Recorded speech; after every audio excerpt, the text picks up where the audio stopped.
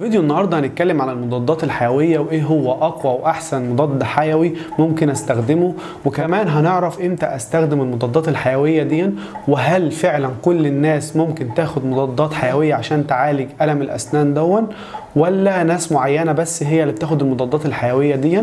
ده اللي هنعرفه في فيديو النهارده. يلا بينا.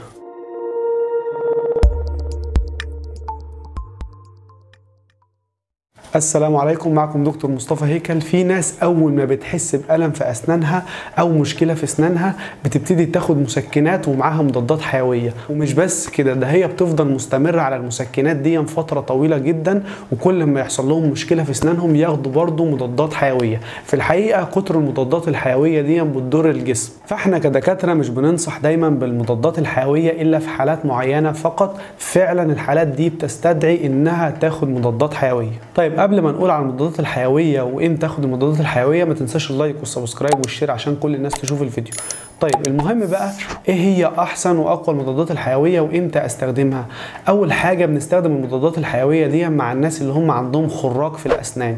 يعني ايه خراج في الاسنان؟ خراج دون بيبقى عباره عن ورم كده صغير بيبقى فيه جوه صديد، بيبقى سببه انه بيبقى فيه عدوى بكتيريه. فانا عشان اعالج الخراج دون ببتدي ادي مضادات حيويه في الحاله دي. يعني اول حاجه انا بدي في حالات الناس اللي هم عندهم خراج في الاسنان بديلهم مضاد حيوي. او برضو لو عندك ورم شديد قوي والورم ده نتيجه التهاب او نتيجه خراج، فبرضو بتاخد مضادات حيويه. طيب ايه بقى اشهر المضادات الحيويه اللي ممكن استعملها في حاله الناس اللي هم عندهم خراج او عندهم ورم شديد قوي؟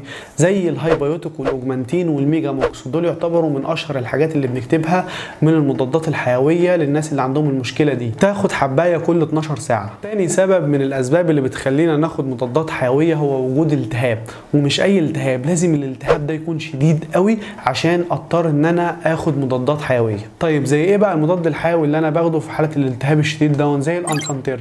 يعتبر الالفانتيرن من اقوى المضادات الحيويه اللي بنستعملها في حالات الالتهاب الشديد، وكمان بنستخدمها بعد الخلع مباشره، وبتستخدمه 3 مرات يوميا. ثالث سبب بقى اللي بنخلينا نضطر ان احنا نكتب على مضادات حيويه هو ان احنا بنستخدم المضادات الحيويه دي كبروفلاكتيك. يعني ايه كبروفلاكتيك؟ يعني الناس اللي هم عندهم مشكله في القلب، زي مثلا مركب صمام ولا حاجه، فبنضطر ان احنا نديله جرعه من المضادات الحيويه دي عشان امنع ان هو يجيله عدوى. يعني مثلا لو انا هخلع الضرس الواحد عنده نفس الحاله دي مثلا، فانا هديله الدواء دون او المضاد الحيوي دون قبل العمليه بساعه. طيب زي ايه بقى المضادات الحيويه دي؟ زي الاموكسيسيلين والكليندامايسين، يعتبروا من الحاجات المهمه اللي احنا بنستخدمهم كبروفلاكتيك للجراحه. طيب بالنسبه بقى للاطفال، لو جالك طفل العياده وعنده المشكله دي سواء عنده التهاب شديد او خراج في اسنانه، هنكتب له على مضادات حيويه. طب هل يا ترى اكتب له على مضادات حيويه ايه بالنسبه للاطفال؟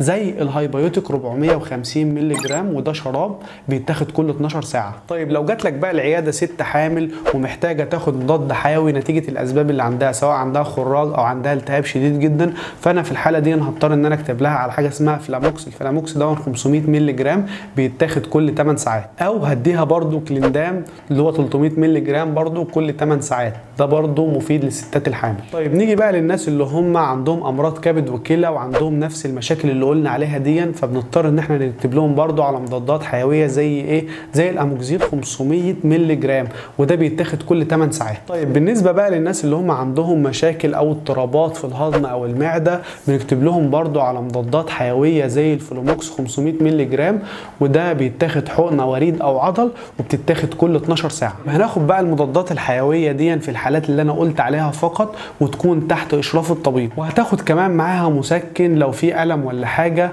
لحد ما تروح للدكتور. قلنا المسكنات دي في الفيديو اللي فات، هسيبه لكم في الوصف تحت، يا ريت تشوفوه. وبكده نكون خلصنا موضوع النهارده. ما تنسوش بقى اللايك والسبسكرايب والشير عشان كل الناس تشوف الفيديو.